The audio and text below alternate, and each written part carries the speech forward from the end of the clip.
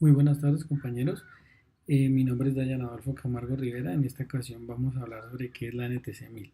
La NTC 1000 es la norma técnica colombiana encargada de describir el Sistema Internacional de Unidades y de las recomendaciones del uso de los múltiplos y submúltiplos que nombran en esta. Eh, en el Sistema Internacional de Unidades tenemos dos tipos de unidades, que son las unidades básicas y las unidades derivadas. Las unidades básicas son las que conocemos normalmente como, por ejemplo, en medidas de longitud conocemos el metro, en unidades de masa conocemos el kilogramo, en tiempo conocemos el segundo, en corriente eléctrica conocemos el amperio, en temperatura termodinámica conocemos el Kelvin y en cantidad de sustancia conocemos el mol y en intensidad luminosa la candela. En las unidades derivadas, ¿qué son las unidades derivadas? Las unidades derivadas son las que se obtienen en términos de unidades básicas en factores de multiplicación o división. Por ejemplo, en fuerza tenemos el newton. ¿A qué corresponde un newton? Corresponde a un kilogramo por un metro sobre un segundo al cuadrado. En presión conocemos el pascal, que son newtons sobre metros al cuadrado. En potencia conocemos los vatios, que son los vatios. Los vatios son los joules sobre segundo. Y en carga eléctrica conocemos el amperio por segundo. Uso de las unidades del sistema internacional.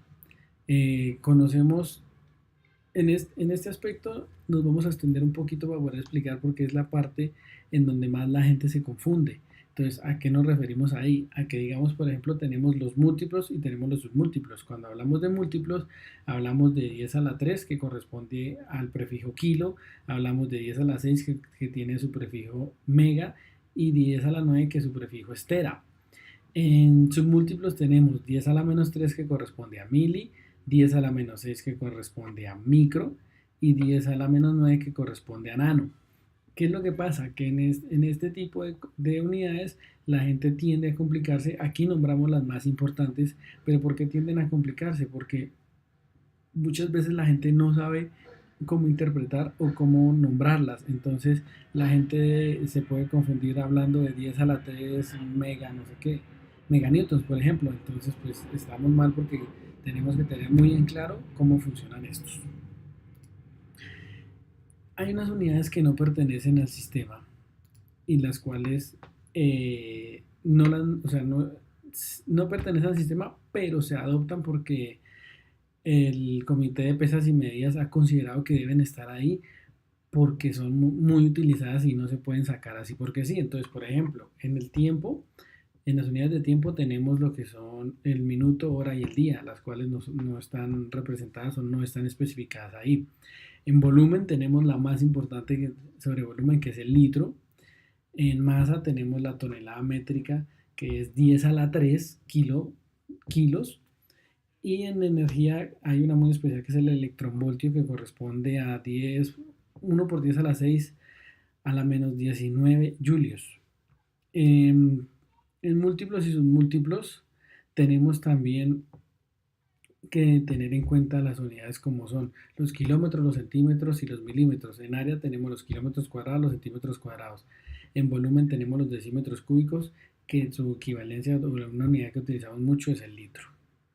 En los campos de aplicación tenemos en espacio, tenemos espacio y tiempo, que tenemos también fenómenos periódicos similares como son la frecuencia y la frecuencia angular, que son unidades que no manejamos, pero sabemos, pero las utilizamos, por ejemplo, cuando manejamos cuántos ciclos realiza la corriente alterna en un segundo, que ya sabemos que son 60. En la mecánica tenemos el momento de inercia y tenemos también el momento de presión.